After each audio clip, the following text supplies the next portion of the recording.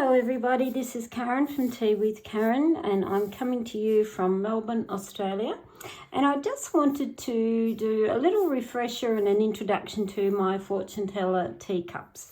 They have been in production 2 years now, and they have certainly evolved into many different varieties and styles to suit whatever your decor is. I just want to tell you, I'll show you first and foremost the teacups themselves, and then I'm going to go into how to use one of my fortune teller teacups. Every teacup comes with its little package. It has a booklet, it has some tea, a welcome card, and every booklet has the symbols in the booklet that are identical to the symbols in the cup.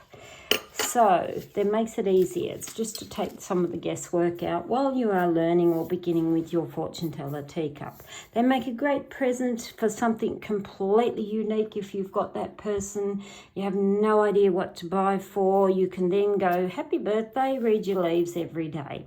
It is a lovely gift for people. So some of my popular teacups are the Moon and Stars teacups. This one's the White Moon and Stars. All the gold work that you see on my teacups is 24 karat gold. This is its partner, so it's ebony and ivory that they come in. So you've got the white and the gold and the jet black and the gold. Like I said, this is all 24 karat gold. I was asked a little while ago about the bone china that is used in my teacups, and I just thought I'd let you know, bone china, or it's called new bone china, which all my teacups are new bone china, it's actually not made from animal bone. It's different compositions, and they are completely vegan friendly, and I've got all the details of that listed in my Etsy store under the cups when you look at the information. So yes, these are new bone china cups, but new bone china is not made from animal bones or the ash from animal bones. So I just wanted to put that out there so you do understand these are completely vegan friendly. The teacups all have 32 symbols in them, and you'll notice that they're not in identical places, and that's because all of this is done by hand and it's wherever they land. So yes, you'll have often a lady up around here and a man trying to be opposite and so on, but they are never two alike. So it's just the way they land. With every teacup, you get a little sample pack of tea. Now, this tea here, I find it's the best blend for tea leaf reading. A lot of people say they love it because it tastes really yum. It's a mixture, I suppose. It's got black tea, little bits of fruit, a little bit of a berry type taste to it. Now, out of that one packet of tea here, which is about 1 teaspoon when it's heaped, you'd be surprised how many cups you get out of it. You actually only need about that much tea. So even the sample pack, you'd probably get anything from 8 to 10 cups of tea. So don't dump the whole packet in your cup. You only need, I'm just going to put a little bit in there, probably about 1/4 spoon. I'll actually tip it in my hand to show you. You're lucky if it's 1/4 teaspoon of tea. So it doesn't look very much, but when you are tea leaf reading, less is better. I'm going to actually put that one in because he fell out and I like the look of him. If you put in a lot of tea, you'll find when you roll your cup, you'll have tea that looks really, really muddy, and we don't want muddy tea. So you only need a tiny wee bit of tea. I'm just going to put water in there. Hopefully I won't fog up your lens. I'm only going to put a little bit.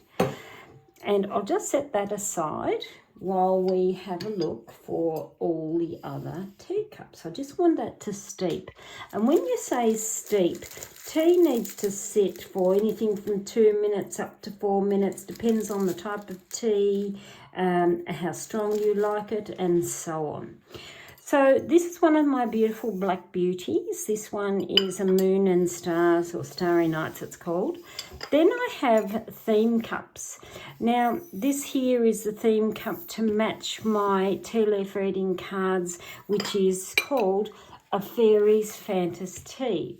So the booklet, this is the book for my cards, and the actual card deck, I'll show you. All right, hang on, let me just take the top ones off. Is a beautiful high gloss card deck. Now, all of these cards are tea symbols. So, and on the cup, I've actually replicated the little fairies. There's lots of little fairies and goblins, and a lot of the actual symbols that is in the cards. And I've done these theme cups because a lot of people like a bundle where they can get a deck of cards, they can get the cup, they can get matching charms that also mirror the deck, and they've got a whole bundle. I do have a listing in the Etsy store that talks about the bundles of tea.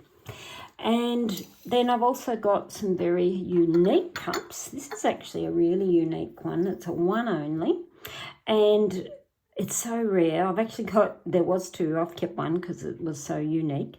And it is so unique and obscure, and all it is just plain white, but look at all those 3D roses. I was very tempted to colour them, but then I thought, no, the purity of a white rose is just sensational. And so I've got a lot of these that are vintage cups. Like this here is a vintage cup, and it's from quite some time ago. You do not see teacups with this amount of detail on them now. And they too are in my Etsy store. Same, they have the same amount of symbols and the same symbols as all my other teacups. Now let's get back to this lovely, now look at that, you can actually see the colour bleed from the amount of fruit and so on that is in that cup. Now normally I would have filled that cup and I would drink it till I've got only a little bit of water down in the bottom, but for the purpose of this video I've only put in a little bit of cup, and I'm actually going to tip some of the residue in the other cup so I don't have the split in the video. So let me just go out. Yes, we will have a little bit of these. See how I've only got, if you hold it aside, probably about a teaspoon of water. And we only need that teaspoon of water. So we are going to swish to get a bit of momentum happening. And as we are going to get our momentum happening, we are rolling and we are turning. Now I'll go through that action again. We are going swish, swish, swish. And as we roll, we're turning over. So got that? Roll and turn. Don't roll, stop, roll again, because you're going to have staggers. So it's continuous roll as you turn.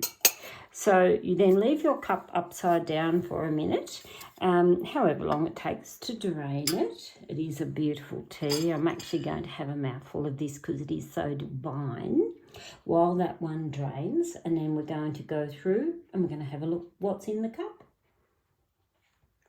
Okay, so if we're having a look at what's in this teacup, I'll just grab one of my knit needles. I find knit needles are the best pointy sticks when I'm on video. Ceremony has it of you always start with a teacup and the handle faces you. Some people will practice this to the absolute umpteenth. It doesn't matter. That's the beauty with anything to do with tea reading. Tea reading is fluid. And I know that sounds like, yes, the pun word. And yes, the pun is intended, which you don't have to stick with it. It is fluid. Some people will start and the handle always points to yourself. And it means what's close to my heart. And my habit is I will knock 3 times. And it's really like knocking on your front door of, you know, woohoo, can I come in? Like an old friend would be. The age that I grew up in, my mum and my mum's friends and family and so on, you would get the hello or knock knock, and they'd be halfway up your hallway and you wouldn't even care. So, and it was always, okay, great to see you, I'll put the kettle on. It was just the way I grew up. People don't do that these days. So I always knock 3 times.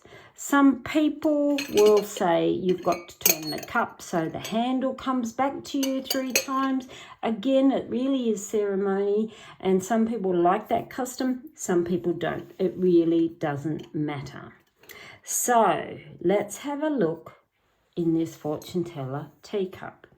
So if I've got a client here and they're saying, I just want to know what's coming for the month ahead of me, we are looking then in a generalised area. So you would look at what your tea lands on. So we've got a little bit of tea here on the lily, a little bit of tea here, I'll move it slightly, down on the fish, touching the base of the moon, a little bit here even touching the ring, little bit on the letter, a little bit on the money tree. He's not quite touching, but he is between 2. And when I do see them, that is such a large bit of tea between the 2, I do tend to look at both of those symbols. We've also got a bit of tea on the house. This one again is sitting between the 2, and we've got a bit of tea down here on the mountain. So they are the symbols that we are going to read.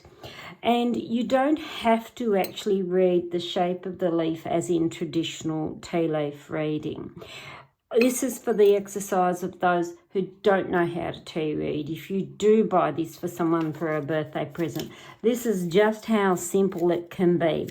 So I'm going to my book and I'm going to look up the tea on the lily. And it's okay to move it if you don't quite see it. And then you're going to come up here and you're going to grab your piece of paper and you're going to start writing down first the symbols, the lily, the fish, the ring, the moon, and so on. And we're going to take the keywords out of it and we're writing down, think of it as you're writing a paragraph.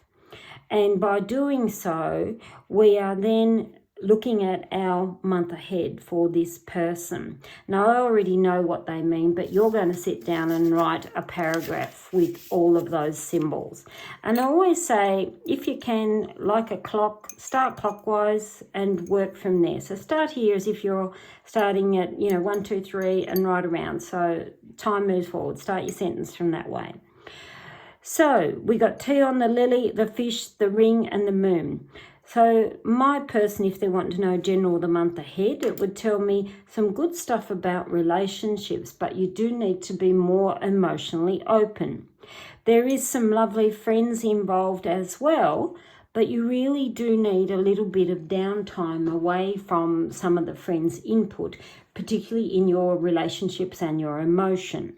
And as we go through, we've got tea on the letter and the money tree would tell me there will be some news or some documents around financial matters, but that's okay because you get to actually speak up about it and share in the joy with others. The house here tells me some things and comforts of home and family are very important. And we have the tea between the sun and the star would still tell me your month will turn out quite nice because you have 2 light sources that tell us that there's positive light coming. The tea on the mountain tells me whatever adversities that you have had, you will overcome in this next month. So that is how you read a fortune teller teacup. So stop by. I have lots to choose from in my Etsy store. There's some beautiful vintage ones there, and we also have the theme bundles that are cups, cards and charm collections. So feel free to stop on and browse, and I hope to see you again soon. Bye for now.